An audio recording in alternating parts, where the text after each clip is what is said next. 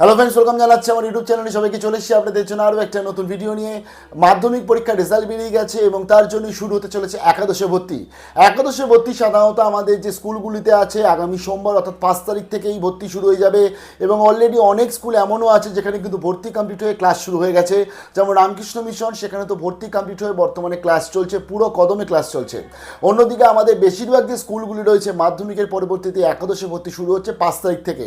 স্কুলে তোমরা অফলাইনে স্কুলে ভিজিট করে তোমাদের কিন্তু ফর্ম ফিল আপ করে ভর্তি হতে হবে। সাধারণত কত নম্বর চাইছে একাদশে ভর্তির জন্য এবং যেটা আমাদের রুলস কি বলছে বা নোটিফিকেশনে কি বলছে সংসদ, তার সাথে তরুণের স্বপ্ন যে প্রজেক্ট অর্থাৎ যার আন্ডারে তোমরা 10,000 টাকা পাবে মোবাইল কেনার জন্য বা ট্যাব কেনার জন্য, তার কি আপডেট শেয়ার করছি। যা নতুন এসে তাদের রিকোয়েস্ট করলাম প্লিজ সাবস্ক্রাইব করবেন, সঙ্গে থাকবেন সমস্ত আপডেটগুলো পাওয়ার জন্য।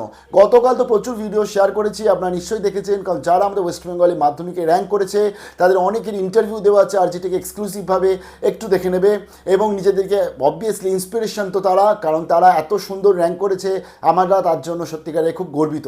তো একাদশ ভর্তি ফার্স্ট অফ অল সেটা শেয়ার করি। একাদশ ভর্তির জন্য সংসদ অর্থাৎ আমাদের উচ্চ মাধ্যমিক শিক্ষা সংসদ কি নোটিশ দিয়েছে, কারণ তোমরা কিন্তু আর মাধ্যমিক যে মধ্যশিক্ষা পর্ষদের আন্ডারে আর নেই, তোমরা সেখান থেকে পাস আউট হয়ে গেছো। আর তোমাদের কিন্তু WBBSE যে ওয়েবসাইট সেটাও মাঝে মাঝে দেখতে হবে না। এবার যাবতীয় যা হবে সেটা হচ্ছে তোমাদের উচ্চ মাধ্যমিকের শিক্ষার যে কাউন্সিল আছে অর্থাৎ যে উচ্চ মাধ্যমিক সংসদ রয়েছে তাদের ওয়েবসাইট ফলো করতে হবে। আর যে সমস্ত স্টুডেন্টসরা আজকে ভোকেশনালে পড়তে চাইছো তাদের জন্য ফর্ম ফিল আপ শুরু হয়ে গেছে, বা যে এক্সপোর্ট জন্য ফর্ম ফিল আপ বা ভোগলেট, এখন তো পরীক্ষা হয় না, বাট যারা আজকে ITI পলিটেকনিক বা ভোকেশনাল পড়তে চাইছো কমেন্ট সেকশনে একটু জানাও, তোমাদেরকে আমি ডিটেল শেয়ার করে দেবো কীভাবে ফর্ম ফিল আপ করবে, কত কী নাম্বার চাইছে, কারণ এন্ট্রান্স পরীক্ষা সেখানেও হচ্ছে না। এছাড়া যারা আজকে ধরো ট্র্যাডিশনালভাবে আর্টস কমার্স সায়েন্সে পড়বে তাদের জন্য বলে দিই কত কী নাম্বার চাইছে। প্রথমত আর্টস কমার্স বা সায়েন্সে ভর্তি হওয়ার জন্য স্পেসিফিক্যালি কিন্তু কোনো সেরকম রুলস রেগুলেশন নেই, বিশেষ করে আর্টস ও কমার্সের জন্য।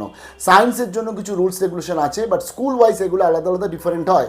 সংসদ যতই বলে দেয় যে এত মিনিমাম মার্কস পেলেই সে অঙ্ক পাবে বা সে সায়েন্স পাবে, কিন্তু স্কুল সেটা নেয় না। স্কুল কিন্তু সেখানে একটা ধরতে গেলে লিস্ট তৈরি করতে পারে, বা যারা যারা ফর্ম ফিল আপ করছে তাদের ফর্ম নেওয়ার পরবর্তীতে একটা লিস্ট করে সেখান থেকে মেরিটোরিয়াস স্টুডেন্টসদের স্কুল কিন্তু ভর্তি নিতে পারে। তবে সাধারণত নিজস্ব স্কুল তারা কিন্তু নিজের স্টুডেন্টসদেরকে আগে ভর্তি করার প্ল্যানিং করে এবং সেই জন্য সুযোগও দিয়ে থাকে।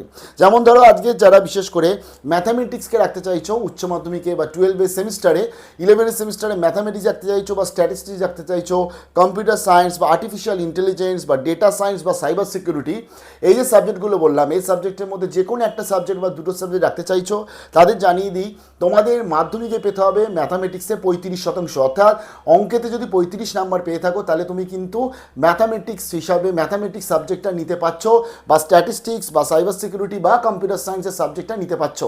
কী কী সাবজেক্ট নেবে, কী কম্বিনেশন রাখতে পারো বলছি, তবে তার আগে একটু এলিজিবিলিটিগুলো বলি। ধরো কেউ যে বায়োলজি নিতে চাইছো উচ্চ মাধ্যমিকে, অর্থাৎ 11-এ বায়োলজি নিয়ে পড়তে চাইছো, তো সেই ক্ষেত্রে তোমাদের 35% মার্কস লাগবে লাইফ সায়েন্স, এবং জীবন বিজ্ঞানে যদি 35 নাম্বার পেয়ে থাকো তাহলে তুমি বায়োলজি নিতে পারো। তার পরবর্তী ধরো কেউ আজকে যদি ফিজিক্স নিতে চাইছে বা কেমিস্ট্রি নিতে চাইছে, তাহলে সেই ক্ষেত্রে বলে দিয়েছি ফিজিক্যাল সায়েন্সে তোমাদের 35% নম্বর থাকলেই তোমরা কিন্তু আজকের ফিজিক্স বা কেমিস্ট্রি নিতে পারছো। অর্থাৎ পিওর সায়েন্স নিতে গেলে অর্থাৎ PCB যদি ধরি বা PCM যদি ধরি, আমি ফিজিক্স কেমিস্ট্রি ম্যাথামেটিক্স যদি ধরি, তাহলে সেই পিওর সায়েন্সের ক্ষেত্রে 35 পেতে হবে হচ্ছে আমাকে অঙ্কে, 35 পেতে হবে আমাকে হচ্ছে ফিজিক্যাল সায়েন্সে, তাহলেই আমি পিওর সায়েন্স পেয়ে যাবো। বায়ো সায়েন্সের ক্ষেত্রেও তারা ধরো আজকে ম্যাথামেটিক্স না নিয়ে তারা ধরো বায়োলজি রাখতে চাইছো বা ফিজিক্স কেমিস্ট্রি রাখতে চাইছো, সেই ক্ষেত্রেও তোমাদের 35 পেতে হবে লাইফ সায়েন্স বা জীবন বিজ্ঞানে, 35 পেতে হবে তোমাদের ফিজিক্যাল সায়েন্স বা ভৌত বিজ্ঞানে। তবে এটা নমিনাল নাম্বার, আমি আবার বলছি, স্কুল কিন্তু এই নাম্বারই ভর্তি নেবে না। স্কুল কিন্তু লিস্ট তৈরি করতে পারে, কারণ যে সমস্ত ভালো ভালো টপ স্কুল আছে সেই সব জায়গাতে কিন্তু মানে যে কাট অফ হয় সেই কাট অফটা অনেকটাই ভালো মতন যায়। আবার অনেক স্কুল কিন্তু এই যেহেতু মিনিমাম নাম্বার বলেছে বলে ভর্তি নিয়ে নেয়। তবে সবথেকে বড় ইম্পর্টেন্ট হচ্ছে তুমি কি চাইছো, তুমি সায়েন্স নিয়ে পড়তে চাইছো, আর্টস না কমার্স কি নিয়ে পড়তে চাইছো, সেটাই নিয়েই ভর্তি হও। কারণ এর পরবর্তী ধরো আমি অন্য বড়দের কথা শুনে, বা বড়রা অবভিয়াসলি তোমার ভালো চায়, কিন্তু আশপাশের কথা শুনে আমি জোর করে সায়েন্স নিলাম, পরে গিয়ে উচ্চ মাধ্যমিকে আমি টানতে পারলাম না, আমি ধরো অকৃতকার্য হলাম, তার থেকে কিন্তু তোমার মাধ্যমিকের পরবর্তী 11-এ ভর্তি হওয়ার সময় 10 বার ভেবে নেওয়া উচিত, আমি সবসময় বলি। তার সাথে ধরো যারা জিওগ্রাফি নিতে চাইছো 11-12-এ তাদের 35% নম্বর লাগবে ভূগোলে। যদি ভূগোলে তুমি 35 পাও তাহলে তুমি জিওগ্রাফি সাবজেক্ট হিসাবে রাখতে পারবে একাদশ শ্রেণী ভর্তির সময়। বোঝা গেল, এগুলো মিনিমাম। এছাড়া তো আর্টস কমার্সের জন্য পাস করলেই তুমি সেখানে আবেদন করতে পারছো, বাট কমার্সেও সাধারণত 35-40 যদি অঙ্কে থাকে তাহলেই নিয়ে থাকে, তবে সেটা স্কুল ওয়াইজ আলাদা আলাদা ডিফারেন্ট হয়। এটা মিনিমাম যোগ্যতা ছিল। এবার ধরো তুমি কী কী সাবজেক্ট নিতে পারো। দেখো এবছর কিন্তু অনেক নতুন নতুন সাবজেক্ট ইন্ট্রোডিউস হচ্ছে, তো সেখানে ধরো তুমি আজকে ধরো যদি ভবিষ্যতে কী নিয়ে পড়তে চাও সেটাকে ভেবে তুমি সেই সাবজেক্টগুলো নাও।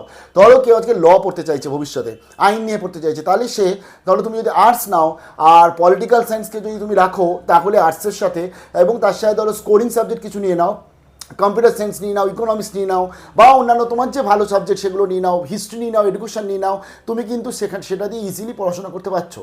কেউ ধরো ভবিষ্যতে নিট দিতে চাইছো তাহলে তাকে কিন্তু বায়োলজি রাখতেই হবে। কেউ ধরো চাইছো যে আমি জয়েন্ট এন্ট্রান্স এক্সামিনেশন দেবো, জেই দেবো, মেন্স অথবা WBJEE দেবো, তাহলে তোমার ফিজিক্স কেমিস্ট্রি ম্যাথামেটিক্স কিন্তু রাখতেই হবে। তো এই জন্য তুমি তোমার যে সাবজেক্ট রাখছো সেটা তোমার ভবিষ্যতে কি পড়াশোনা করবে সেই চয়েসে রাখো। ইকো সায়েন্সও এখনকার কিন্তু খুব ডিমান্ডিং সাবজেক্ট, সেই হিসাবে তুমি রাখতে পারছো। নতুন নতুন সাবজেক্ট ইন্ট্রোডিউস হচ্ছে, সেই সাবজেক্টগুলো নেবার আগে দেখে নাও সেগুলো ভবিষ্যতে আমার কী কী উপকার লাগতে পারে, কেরিয়ারে কী কী হেল্প হতে পারে। কারণ এবার কিন্তু তোমাদের 11-12 থেকে সাবজেক্ট চয়েসের পালা। তুমি যদি এমন সাবজেক্ট নিলে যেটা ভবিষ্যতে তুমি পড়াশোনা করতেই চাও না, তাহলে সেই সাবজেক্টগুলো নেওয়া তোমার উচিত নয়। তোমাকে কিন্তু সেগুলো মাথায় রেখে এবং অবভিয়াসলি তোমার টিচাররা যারা রয়েছে, যারা তোমার ফ্যামিলি রয়েছে, তাদের সাথে কথা বলে তুমি ডিসিশন নাও। এবার যেটা হচ্ছে মোবাইল কেনার জন্য যে 10,000, অর্থাৎ যেটা তরুণের স্বপ্ন বলে যে প্রজেক্টটা, যেটা গত বছর ধরতে গেলে ট্যাপ কাণ্ড হয়ে গেছিলো। কারণ অনেকেই ছিল এরকম যারা টাকা পায়নি, এবং যাদের টাকা ধরতে গেলে এদিক ওদিক অনেক জায়গাতে অনেকে চুরি করে নিয়েছিল, এবং সেখানে একটা বিশাল বড় কাণ্ড হয়েছিল। তো এই বছর এবং গত বছর আমরা দেখেছিলাম যে টিচার্স ডের দিনকে কিন্তু এই ট্যাবের টাকা দেওয়া হয়নি, দেওয়া হয়েছিল দেবীপক্ষ অর্থাৎ পুজোর সময়। তোমাদের এই ট্যাবের টাকার জন্য সাধারণত ফর্ম ফিল আপ কবে হবে এবং কখন টাকা দেওয়া হয় সব কিছু বলছি। ফার্স্ট অফ অল জানিয়ে দিই, ট্যাব কেনার জন্য বা ট্যাবের জন্য যে 10,000 টাকা দেয় তার জন্য একটা ফর্ম ফিল আপ করতে হয়, তার নাম হচ্ছে DCF ফর্ম। এই DCF ফর্ম তোমাদের স্টেপ বাই স্টেপ দেখিয়ে দেবো যখনই ফিল আপ হবে যে কীভাবে তোমরা ফিল করবে। তবে এই DCF ফর্মটা কখন দেবে, সাধারণত তোমরা 11-এ ভর্তি হয়ে যাওয়ার পরবর্তীতে তোমাদের রেজিস্ট্রেশন করতে বলবে, অর্থাৎ তোমরা রেজিস্টার্ড হয়ে গেলে WBCHSEর আন্ডারে। WBCHSEর আন্ডারে রেজিস্টার্ড হয়ে যাওয়ার জন্য তোমাদের একটা মিনিমাম স্কুলকে টাইম দেয়, জুন মাস অবধি টাইম দেয় সাধারণত। এবছরও জুন মাস অবধি টাইম দেবে যা শুনছি। জুন মাসের মধ্যে স্কুল কিন্তু রেজিস্ট্রেশন করে নেবে। রেজিস্ট্রেশন যেই হয়ে গেল তখনই কিন্তু তোমরা তরুণের স্বপ্ন বলে এই DCF ফর্মটা ফিল আপ করে স্কুল আস্তে আস্তে আপলোড করতে থাকে। ব্যাঙ্ক অ্যাকাউন্টে খুব ইম্পর্টেন্ট, নিজের ব্যাঙ্ক অ্যাকাউন্ট তোমাকে দিতে হবে, না থাকলে কিন্তু ব্যাঙ্কে অ্যাকাউন্ট খুলে নাও, কারণ এই বছর অনেক কড়াকড়ি হতে চলেছে। এই বছর এমনকি যারা বিশেষ করে তরুণের স্বপ্নের জন্য ফর্ম ফিল আপ করছো, যে সমস্ত স্টুডেন্টসরা, প্রধান শিক্ষক বা হেড টিচার যিনি আছেন তিনি তো এই ফর্মটা ফিল আপ করে ফাইনালি সাবমিট করে, তাকে এই ফর্মটা ফিল আপ করার সময় এবছর কিন্তু OTP আসবে তার মোবাইলে, তাকে প্রত্যেকবার OTP দিতে হবে। OTP দিয়ে লগ ইন করে তাকে কিন্তু এক একটা করে স্টুডেন্টসদেরকে ডেটা আপলোড করতে হবে। এই সিকিউরিটিটা কেন রাখা হচ্ছে, এই সিকিউরিটি এই জন্য রাখা হচ্ছে যাতে একজনের টাকা অন্য হাতে না চলে যায়, এবং যাতে প্রপার স্টুডেন্টসদের যার উপকারে দেওয়া হচ্ছে যাতে তোমরা মোবাইলের মাধ্যমে পড়াশোনা করতে পারো, তার জন্যই আজকের এবছর কিন্তু প্রধান শিক্ষক খুব কড়াকড়িভাবে এই তরুণের স্বপ্ন প্রজেক্টটাকে ফাইনালাইজ করবে।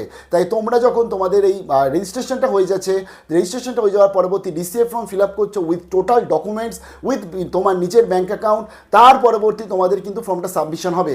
ফর্ম সাবমিশন হওয়ার সঙ্গে সঙ্গে টাকা আসে না, সাধারণত এটা কিন্তু আসে হচ্ছে 5 সেপ্টেম্বর। সাধারণত টাকাটা দিয়ে থাকতো লাস্ট ইয়ার, তবে লাস্ট ইয়ার সেটা দেয়নি, অর্থাৎ শিক্ষক দিবসের দিন টাকা আসেনি, টাকা এসেছিল দেবীপক্ষ অর্থাৎ পুজোর সময়। তাই তোমাদের ধরে রাখতে হবে যে জুন মাসের পরবর্তী জুলাইতে আমরা ফর্মটা ফিল আপ করবো, আর আমাদের টাকা আসবে কিন্তু সেপ্টেম্বর অক্টোবর। যেহেতু এবছর সেপ্টেম্বরেই দুর্গাপুজো এবং সেপ্টেম্বরেতেই 5 সেপ্টেম্বর টিচার্স ডে চলে আসছে, তাই এই সেপ্টেম্বরের মধ্যেই কিন্তু এবছর ট্যাবের টাকা ঢুকে যাবে বা মোবাইল কেনার টাকা ঢুকে যাবে, এমনটাই যে আপডেট। পরবর্তী শেয়ার করে দেবো, DCF ফর্মটা স্টেপ বাই স্টেপ শেয়ার করে দেবো। একাদশে বা 11-এ কে কোন সাবজেক্ট নিলে কমেন্ট সেকশন অতি অবশ্যই জানিও। কোনো পার্টিকুলার সাবজেক্টের কোনো ইনফরমেশন লাগলে যে এই সাবজেক্ট নিয়ে পড়লে ভবিষ্যতে আমি কী করতে পারি, লাইক হিস্ট্রি, ম্যাথামেটিক্স, এগুলো তো অলরেডি শেয়ার করা আছে, একটু দেখে নেবে। তো কোনো কিছু ইনফরমেশন লাগলে কমেন্ট সেকশনে জানিও, সব সময় তোমাদের সঙ্গে থাকবো, চিন্তা করো না। এরপরে তো একাদশের সেমিস্টার পরীক্ষা, তাই সঙ্গে থাকতেই হবে। ভালো থাকবে, বেস্ট অফ লাক।